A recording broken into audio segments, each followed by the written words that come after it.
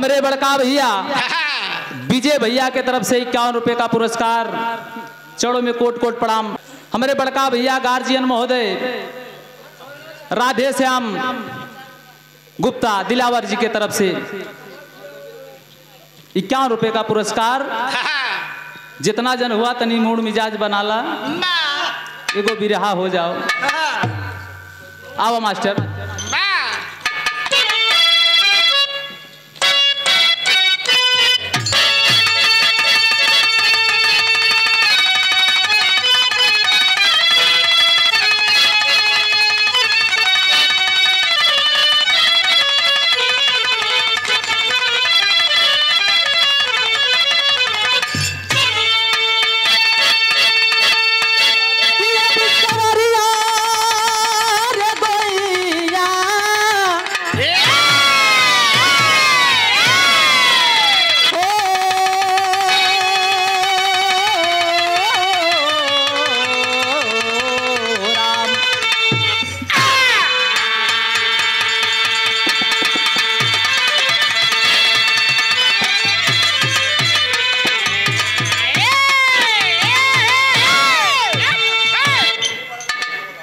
जहां जैसन दिखा वैसन करल जाले।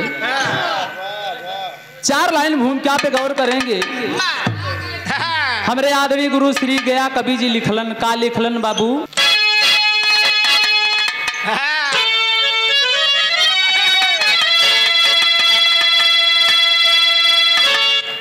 तो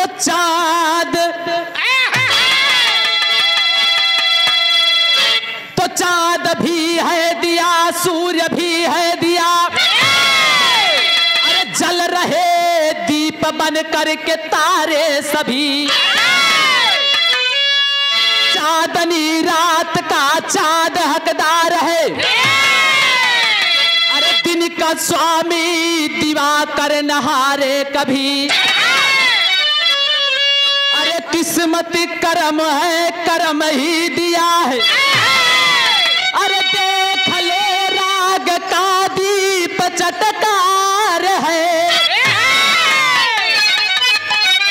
अरे कुल का दीपक सा है, कोई दीपक नहीं। ये तो दुनिया के अंदर ही उदिगार है।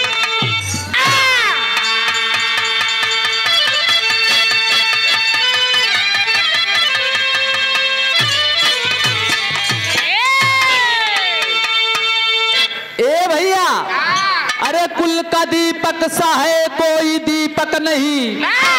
ये तो दुनिया के अंदर ही उद्गार है। बिरहा में गीत लगे लाल।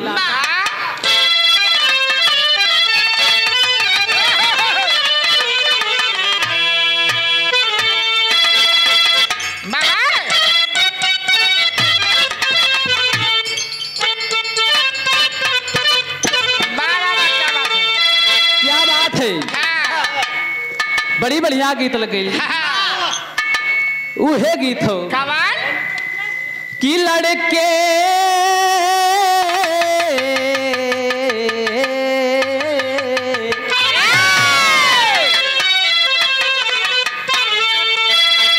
अरे लड़के हम मोहल्ले के शैतान मेरी लैला।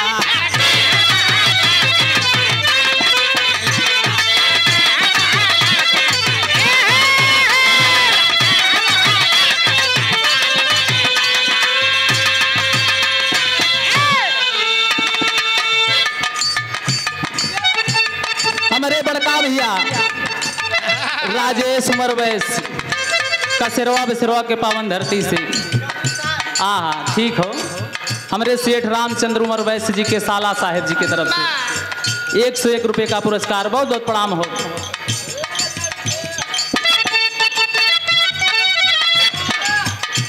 लड़के हम मोहल्ले के शैतान मेरी लैला।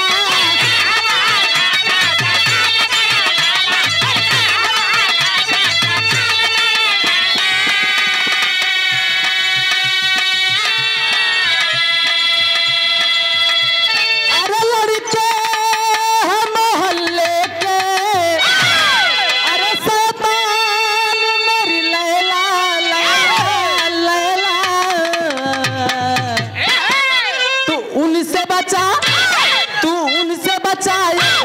ये जान मेरी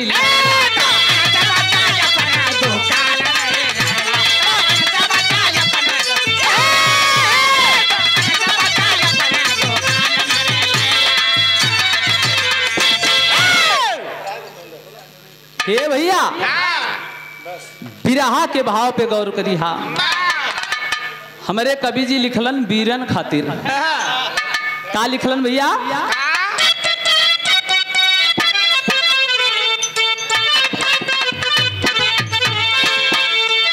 अरे रोशन है जिनके,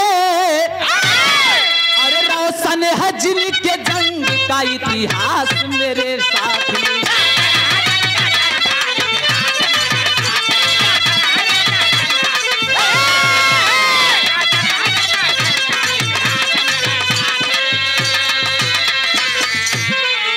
हम गाइला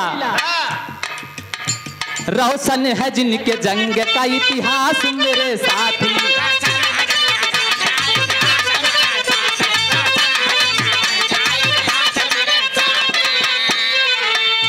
अरे रोशन है जिनके जंग का, अरे इतिहास मेरे साथी साथी साथी। अरे रोशन है उनका, रोशन है उनका जंग का ये साथ मेरे साथ।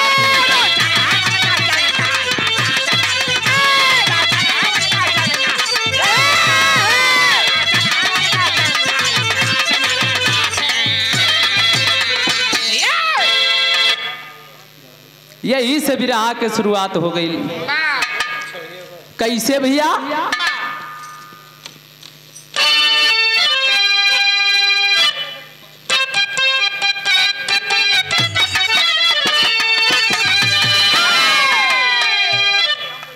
देखा एकवा बजादा तनी बजाई के आवा और कौन बजाई के आवा जवन दादा बुल्लू गावत रही।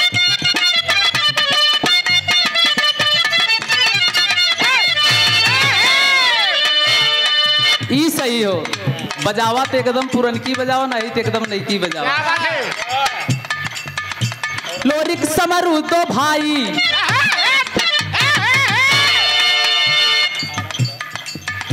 लोरिक समरू दो भाई थे याद वंश में याला, थे गौरा माँ के लाला जो खोले के है लाला। गढ़ गौरा के अंदर खुलन माई के लोरिक समरू दुई को लेगा हुआ। ए भैया बतावल गईल का? बतावल गईल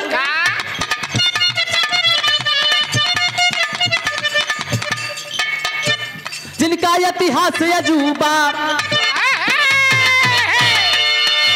जिनका इतिहास अजूबा दुनिया में रंग पसारे, पैरी थे जिनके आगे सब कोई देखो हारे। दुश्मन के पार ना पुलिस बाबू, लड़के कोई पार नहीं पाया, कोई भी आया हार के गया। लोरिक समरू ऐसे वीर बहादुर थे। बताया गया क्या? देखा के बल पे नाहर हे पैरी को ललकारे, देखा के बल पे नाहर हे पैरी को ललकारे। दुश्मन भी जितने देखो थे समर छोड़ के भागे। ए भैया लोरिक समरू गढ़ गौरा के अंदर खुलन माई के लाला अखाड़े पे रियाज करत हुवन, अखाड़े पे रियाज करत हुवन, गदा भाजत हुवन। एक दिन के बाद हो घटना घट गई। पहुंचलन मामा, 3 गो बड़ा इंटरनेशनल मामा रहन। मामा माहिल, मामा मारिच, मामा सकुनी। उनकर बात छोड़ दा, ये सब झगड़ा लगावे वाला बात करे रहा। इतिहास मना है गैलन कहलन अरे बड़का बहादुर बनत हुआ, पुरखन के वही पिंडदान ना भइल। बड़े बहादुर बनते हो, अगर वीर बहादुर बनते हो तो पुरखों का पिंडादान करवा दो तो मैं समझूंगा वीर बहादुर हो। इतनी बात जब लोरिक समरू सुल्लन ये बाबू रोमा फन आ गए। चललन लंगोटा जंगिया उठा के चलन माई के लगे चलत हुअन गीत लगे लाल कौन गीत हो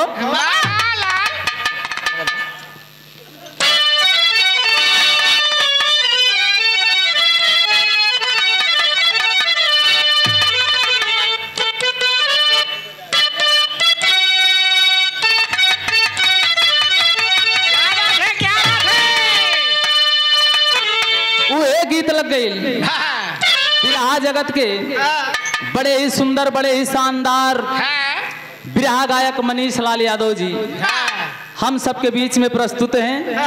ई मंच के माध्यम से भैया के बहुत बहुत स्वागत अभिनंदन बंदन बा। कौन गीत हो भैया? क्या बात।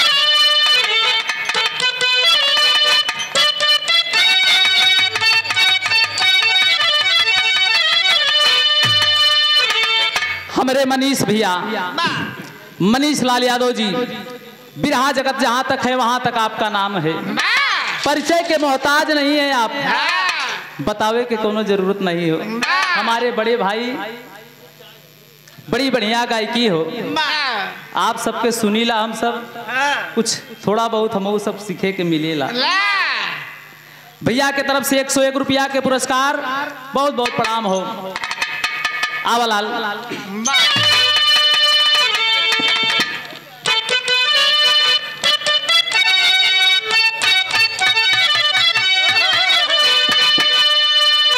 उहे गीत हो कि गेहुआ के बाल लईगा सुगना, अरे गेहुआ के बाल लईगा सुगना बलमा पूरी बिना तरस।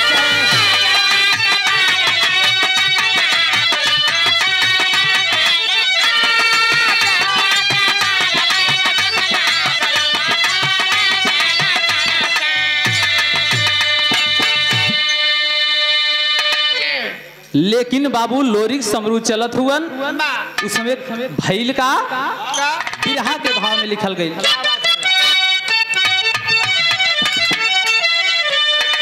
हमारे बड़का भैया राम भाई सूरत वाले लहंगा सूट साड़ी के होलसेल विक्रेता भैया के तरफ से 101 रुपए का पुरस्कार बहुत बहुत प्रणाम हो। बिरहा के भाव में आवा त लगी गई तन में अग्निया, अरे लगी गई तन में अग्निया जवनिया में धीर नहीं आवे।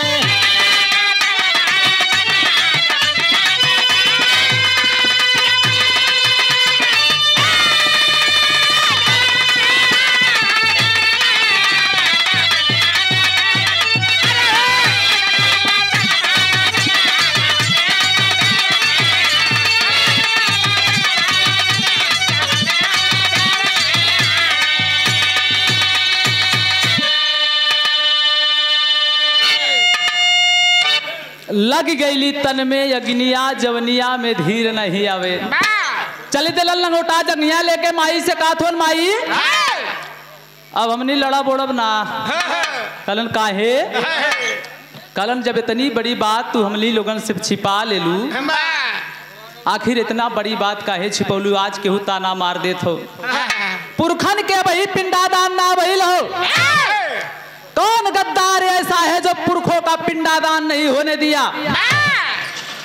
माई जब इतनी बात सुनलस ये पंचो माई रोवे लगल। कलश बेटवा तोनी के यही खातिर पालत हिलाल कि एक दिन तू लोग बड़ा हुई बा अपने पुरखन के पिंडादान करबा। माई समझावत हो लेकिन के एकदम लोरिक समरू कात हुन कौनो बात ना मानब जब तक पुरखन के पिंडादान ना हो जाई तब तक चैन से नहीं बैठूंगा। बताया गया क्या? पूर्व प्रधान छोटेलाल विश्वकर्मा जी ग्राम बिलबरपुर सुंगरा से शीतला प्रसाद विश्वकर्मा जी 50 रुपया का पुरस्कार बहुत बहुत प्रणाम हो।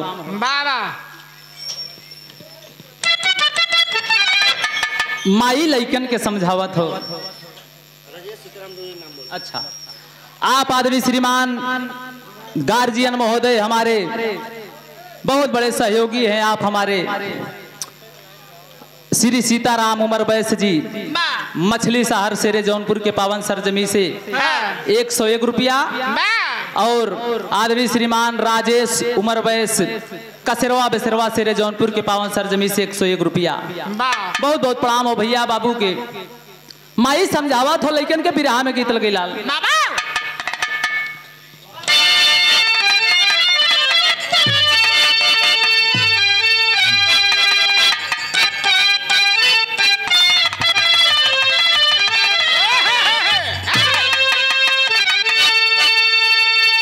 माई ये बतावत हो कल सुने चाहत हुआ ना के हो गुस्ताखी कैलस, बतावत हो माई गीत कौन हो मास्टर?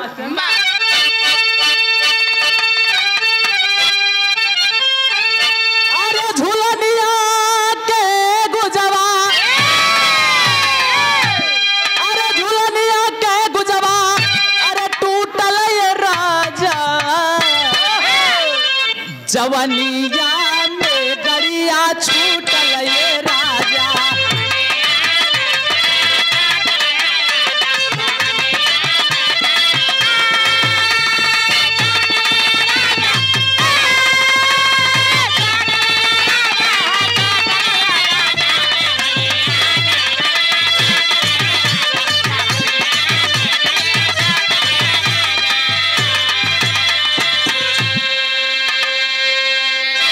आकाशवाणी दूरदर्शन गायक कलाकार महेंद्र रसीला भैया की तरफ से बहुत ढेर सारा रुपयों से सम्मान किए। चढ़ो में कोट कोट सा प्रणाम भैया बाबू सबके बहुत बहुत प्रणाम हो। माई बतावत हो अरे दीपचंद राजा, अरे दीपचंद राजा गुमानी ये बेटा करे न देला पिंडा पानी ये बेटा।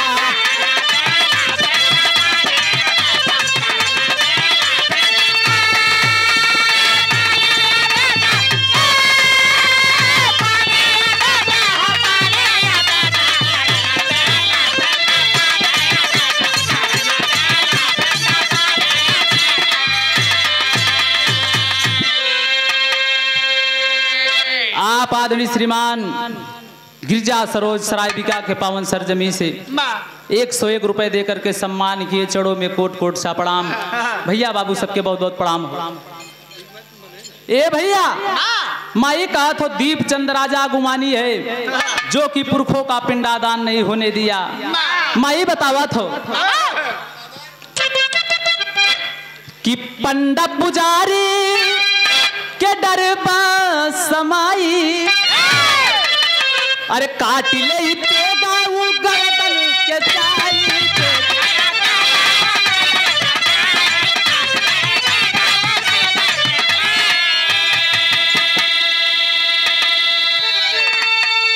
अरे सबही के प्यारी जिंदा, अरे सबही के प्यारी जिंदा गानी ये बेटा करना देला पिंडा पानी ये बेटा।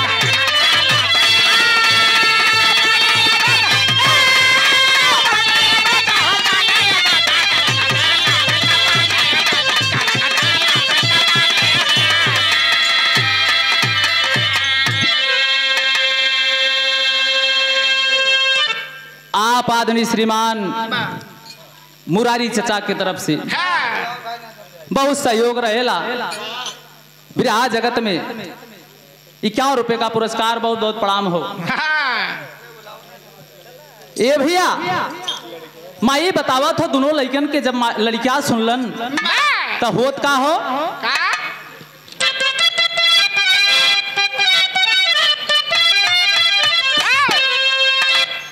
माई लइकन के बतौलस। लइकन कहत हुन आज पिंडादान हुई, चल के गंगा घाट पे आज पिंडादान हुई।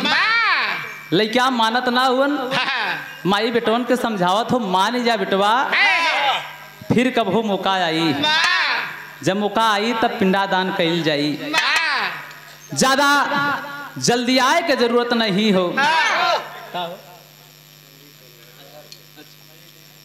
आप आदमी श्रीमान संदीप सरोज नरहरपुर के पावन सरजमी से 60 रुपए का पुरस्कार बहुत बहुत प्रणाम हो। माई लइकन के समझावत हो मानत नाई हुन पंडित बुलवा लेलन। पंडित बुलवा के बाबू चलत हुन पिंडदान करे चलन। पिंडदान करे चलन उस समय होत का हो बिरहा में गीत लगे लाल।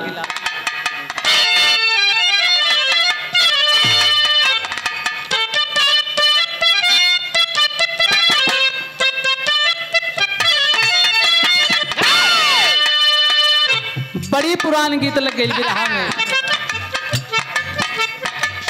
ए गोटेदार लहंगा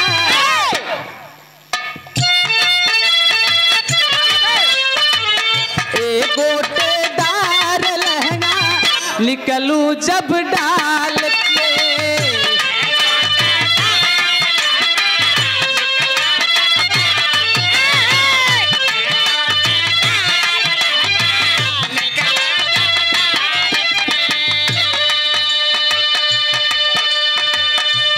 गोटेदार लहंगा निकलू जब डाल के।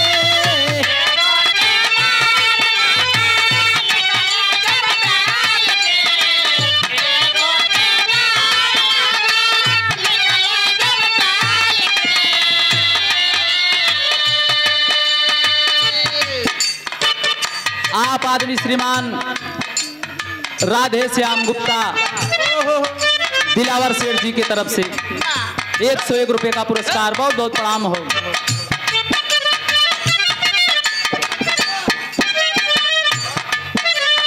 लड़कियन का हाथ हुवन ये हाथ हुवन माई से पूछा हुवन। ए माई बोला बाबू जर कवना घाट पे।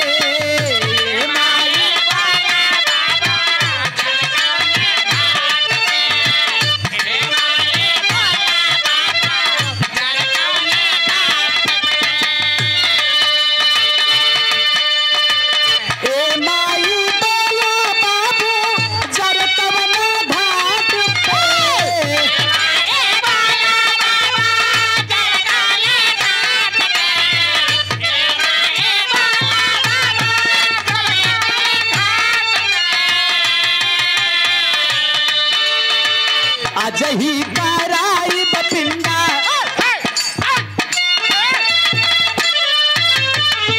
अजही कराई बपिंडा चल के हम ठाट से।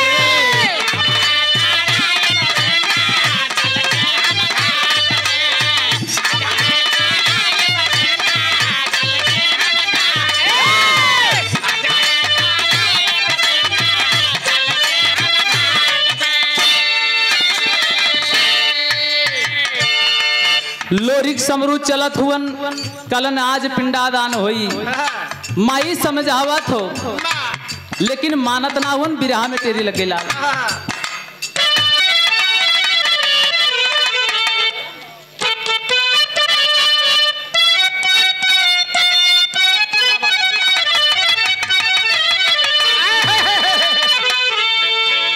पुरखन के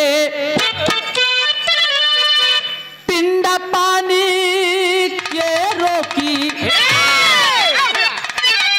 अरे मेरे राम पुरखन के पिंडा पानी के रोकी। तेगा चमचमात ताने हलो रिक्सानी तानी तानी।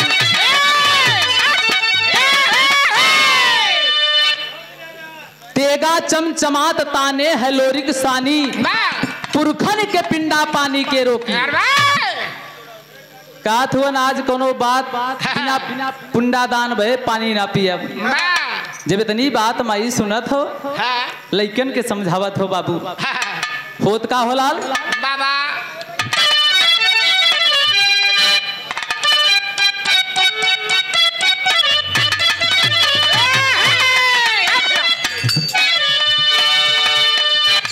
उहे गीत हो माई समझावत हो। अरे बारी उमर कमर लचकानिया। अरे बारी उमर कमर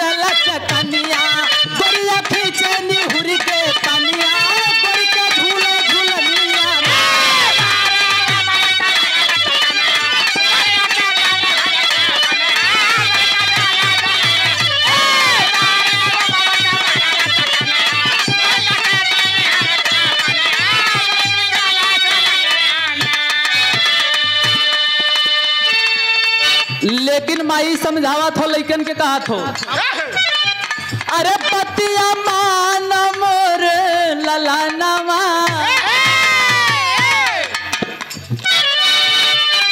पतिया माना मोर ललनवा छोड़ द कायल कुल परनवा तो फेरी फेरी यही है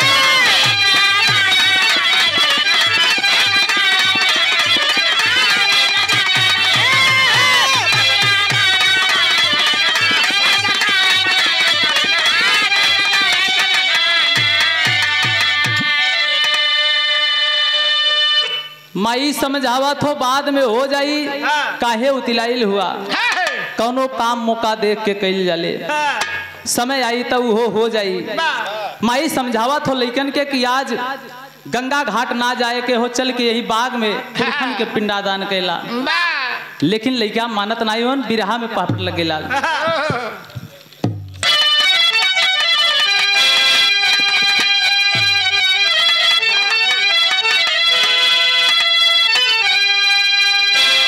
अरे गंगा घाट पे देव पिंड दनवा अपने पूरा खन के अरे गंगा घाट पे देव पिंड दनवा अपने पूरा खन के लोरी का समरू चली भइले बलवनवा अपने पूरा खन के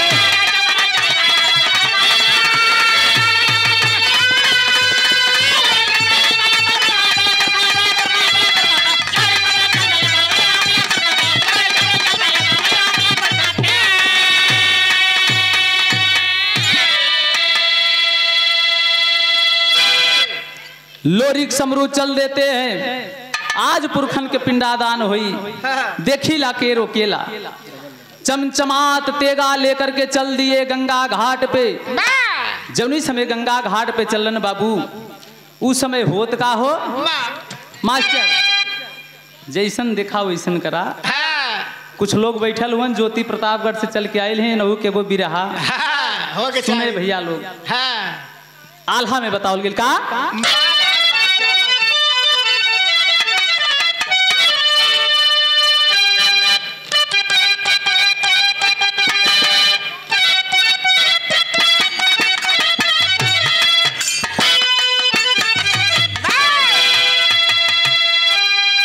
अरे जौन कुलवा में भइले कृष्ण के जन्मवा भैया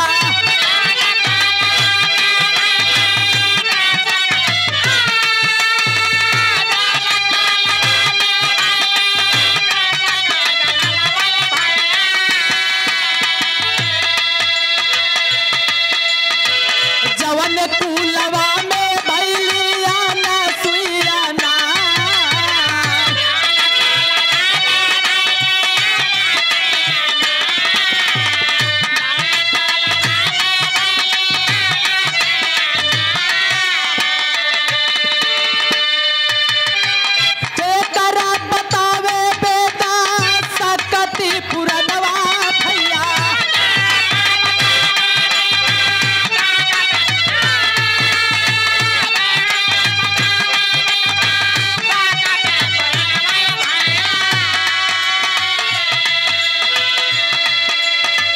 हीरो महाभारत के कहा मदन मुरार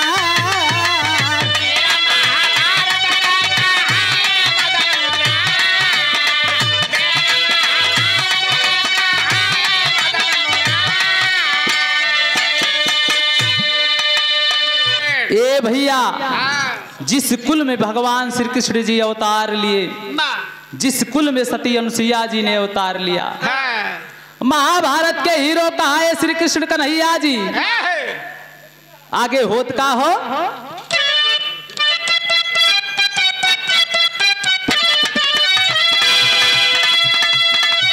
के भैया लोरी का बघेला ऐलान कर दिहले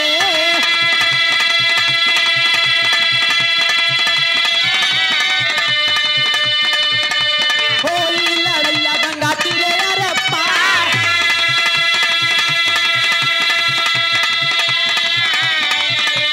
दीपकंदा राजा के तबाने पेड़वा में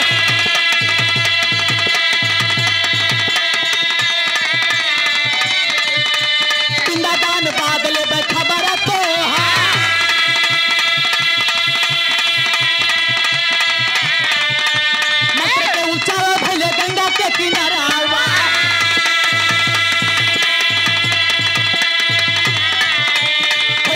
महतारी आके कहली करे बा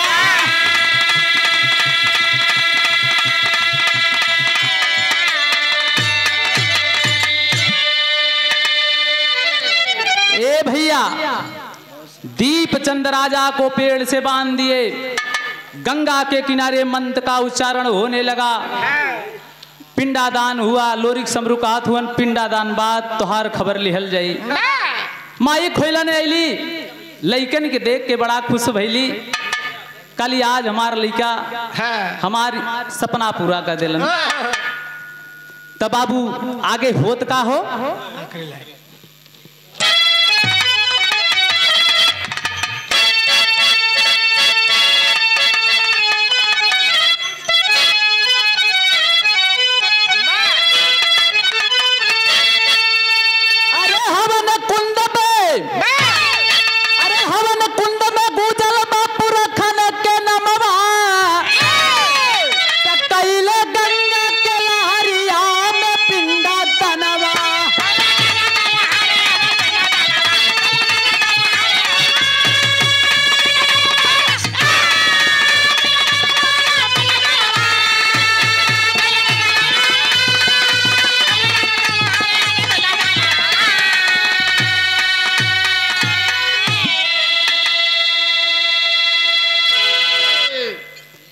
गंगा के किनारे पिंडादान हुआ बाबू। लोरिक समरू माँ को लेकर के घर चल दिए। आखिरी में कैसे लाल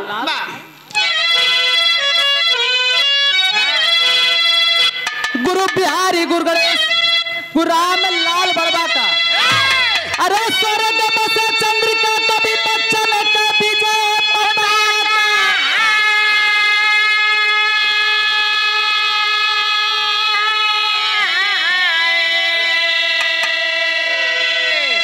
पुरखन के